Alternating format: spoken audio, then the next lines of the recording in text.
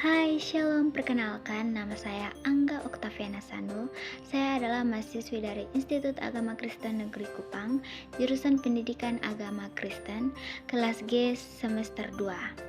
Dalam video kali ini saya akan menjelaskan tentang jenis-jenis kecerdasan majemuk. Nah, sebelum kita masuk ke dalam pembahasannya, alangkah lebih baiknya kalian subscribe, like, komen, dan share sebanyak-banyaknya di sosial media yang kalian punya terlebih dahulu. Oke guys, pertama-tama saya ingin menjelaskan terlebih dahulu pengertian dari kecerdasan majemuk. Nah, kecerdasan majemuk adalah pendekatan perkembangan dalam belajar yang ditandai oleh pertumbuhan dan perkembangan seseorang sebagai suatu keseluruhan, tidak hanya satu dimensi saja yang berkembang dalam suatu waktu tertentu, atau sebaliknya tidak semua dimensi memiliki kecepatan perkembangan yang sama.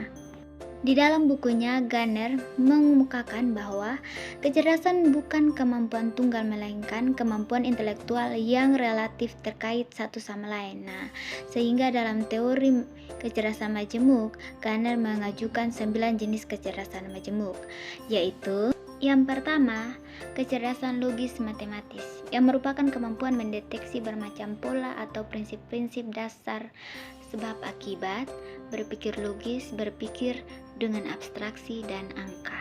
Nah, biasanya orang yang memiliki kecerdasan ini sering bernalar secara deduktif dan menyelesaikan operasi-operasi matematis. Mereka juga bisa diajar melalui permainan logika, investigasi, dan teka-teki. Selain itu, mereka biasanya belajar dengan melihat konsep dasarnya lebih dahulu sebelum menyentuh detailnya. Yang kedua adalah kecerdasan spasial, yang merupakan kemampuan mengenali dan memanipulasi pola-pola di ruang yang luas seperti terlihat pada kemampuan para pilot dan navigator. Selain itu, kecerdasan ini juga berkenaan dengan kemampuan mengenali dan memanipulasi ruang-ruang terbatas seperti pada para pematung, arsitek, atau juara catur.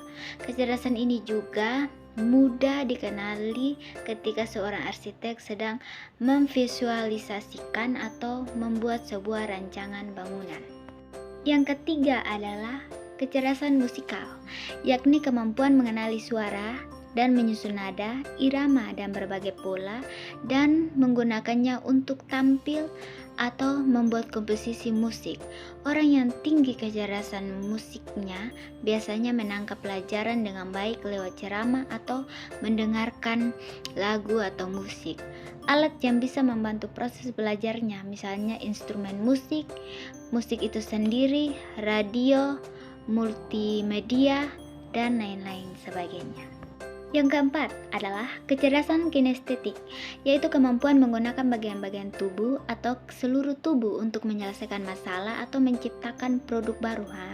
Para atlet, penari, aktor, polisi, tentara, dokter bedah, dan pengrajin cenderung punya kemampuan tinggi di jenis kecerdasan ini. Mereka suka menggambar, bermain puzzle, membaca peta, berangan-angan atau daydream. Kemudian mereka juga belajar lebih efektif melalui gambar atau bentuk-bentuk dengan memakai model, grafis, diagram, foto, gambar tangan, model 3 dimensi, dan lain sebagainya. Yang kelima adalah kecerdasan interpersonal, yaitu kecerdasan yang menunjukkan kemampuan mengenali maksud, perasaan, mood, temperatur, motivasi orang lain. Mereka belajar lebih efektif melalui kegiatan kelompok, seminar, dan dialog.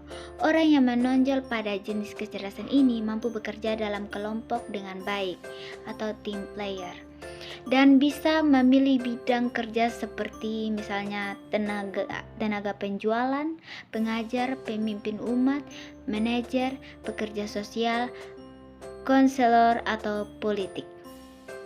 Yang keenam adalah kemampuan intrapersonal, yaitu kemampuan memahami diri sendiri. Orang yang punya kecerdasan intrapersonal tinggi mampu mengenali kekuatan dan kelemahannya, apa yang membuatnya unik, dan mampu memprediksi reaksi atau emosinya sendiri. Jadi mereka bisa memakainya untuk memecahkan masalah dan mengatur hidupnya sendiri dengan baik. Yang ketujuh adalah kecerdasan naturalis, yakni kemampuan mengenali atau mengelompokkan berbagai spesies, baik flora maupun fauna, batuan, jenis-jenis pegunungan yang ada di lingkungannya. Kecerdasan ini sangat bermanfaat di masa lalu ketika manusia hidup dari berburu dan bercocok tanam. Kini kemampuan ini diperlukan di kalangan ahli, botani, chef, dan lain sebagainya. Kecerdasan verbal linguistik yaitu kecerdasan yang meliputi penguasaan bahasa, lisan, dan tulis untuk mengungkapkan diri atau mengingat bermacam hal. Orang dengan kecerdasan verbal linguistik tinggi biasanya mahir membaca, menulis, bercerita, mengingat kata-kata sulit, dan tanggal.